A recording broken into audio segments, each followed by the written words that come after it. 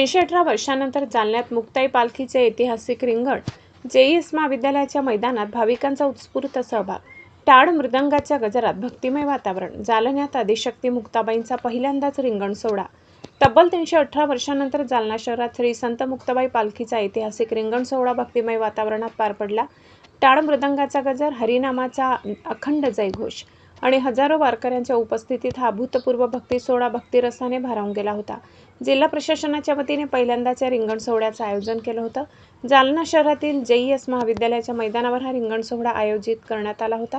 या रिंगण सोहळ्याला मराठा आंदोलक मनोज जरांगे पाटील यांच्यासह हजारो भाविकांनी हजेरी लावली।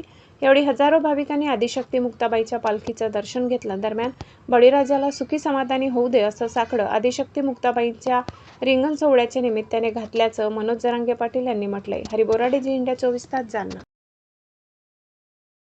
जालना जिल्ह्यामध्ये 318 वर्षांनंतर मुक्ती रिंगण सोहळा होतोय।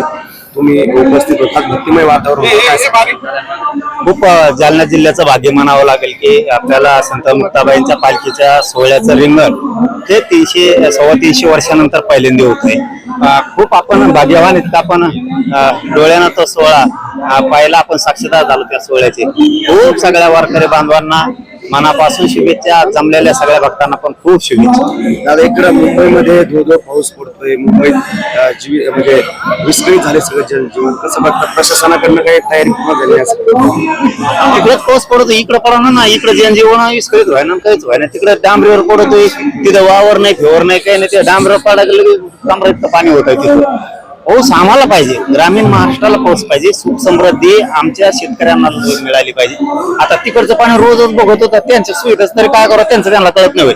पाणी साचून घेऊ नये का, त्यांच्यावर आम्हीच बोलायचं, आमच्या शेतकऱ्यावर आम्हीच बोलायचं। आमची फजी चालली मारण्याची इकडं, आम्हाला पावसाची लई गरज आहे। गावात गटारीत पडून झाडं पडून मृत्यू होत आहेत लोकांची। मी आता तेच म्हणलं का, आता काय सरकारनं जर लक्ष दिलं तर असं दुर्घटना होत नाही, त्याच्यात गोरगरिबांचा जीव जात नाही। श्रीमंताचा मॅन हॉल मध्ये किंवा कुठल्या झाड पडून श्रीमंताचा कधीच होत नाही। गरीब लोक लोकलने वागतायत, पायी चालतायत, गाडी रिक्षानं जातायत, बळी जातो आमचा गरिबांचा। याची दक्षता घेण्याचं काम हे सरकारचं आहे। परंतु काय नाही, ते काय कोणी मेलं तरी त्याची किंमत त्यांनी ठरवलेली। माणूस मेला याची वेदना त्यांना नाही, त्यांनी एक किंमत ठरवलेली। शेतकऱ्यांना आत्महत्या केली की 1.5 लाख रुपये द्यायची, एक जीवाची त्यांनी किंमत केलेली।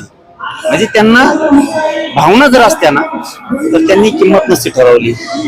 कुटुंबातलं एखादा माणूस गेल्याच्या नंतर त्या कुटुंबाला कायमस्वरूपी नोकरी देऊन त्याचा उदरनिर्वाह होईल असं केलं असतं, परंतु त्यांनी किंमत ठरवलेली।